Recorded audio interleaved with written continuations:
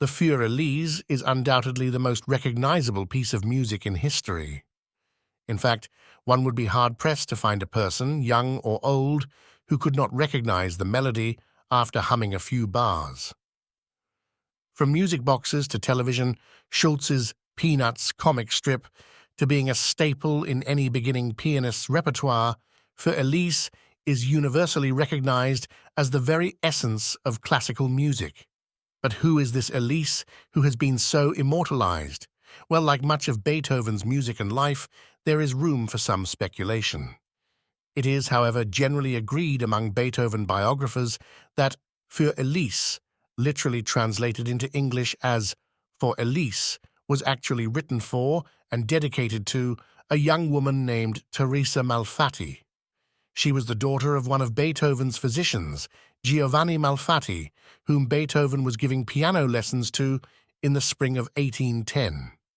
Like a number of young pupils before her, Beethoven, now 40, fell hopelessly in love with the 18-year-old Teresa and proposed marriage. Beethoven periodically fell head over heels in love with young women who, more often than not, did not or could not reciprocate his love. Like many before her, Teresa politely rejected his offer. However, it seems Beethoven handled this rejection better than others in the past, and he did everything he could to let her and her family know that he held no grudges or felt no malice towards them. In May 1810, Beethoven wrote Teresa a letter which included "What I promised you," presumably the Für Elise, and went on to write, "I would like you to have everything that is good and beautiful in life.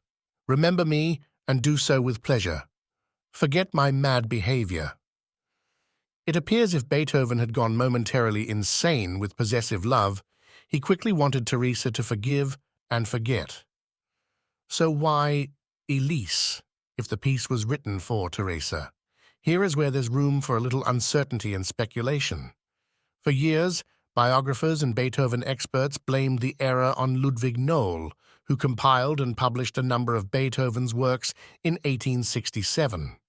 It was assumed that Nohl had examined the original autograph which had been found among Teresa's belongings, and simply made an error in mistaking the name Therese for Elise. But how could Nohl, who was so careful in compiling Beethoven's original manuscripts and correspondence, make such a careless mistake, particularly when he knew this particular piece had come from Therese Malfatti's estate? Why not go back and examine the original autograph found among Teresa's belongings? Unfortunately, the priceless manuscript has since disappeared. Still, it is unlikely that Nohl made such a mistake. There is a considerable difference in the way Beethoven wrote the two names, so Beethoven assuredly had titled the work Für Elise, even though it was composed for and presented to Teresa. But why? Some suggest that Elise may have been a pet name Beethoven had for Teresa, while others suggest that he wanted to avoid any embarrassment by veiling the dedication.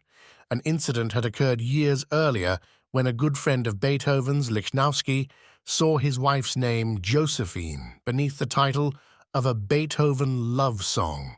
But this explanation seems a little far-fetched, considering that unlike Josephine, Therese, only 18, was not attached, and Beethoven's affection for her was no great secret. Whatever the truth is, the Für Elise remains as timeless as any piece of music ever composed. As for the end of the story, well, like almost all of the young women Beethoven loved, Therese went on to marry a member of the aristocracy, Baron von Drostick, in 1816.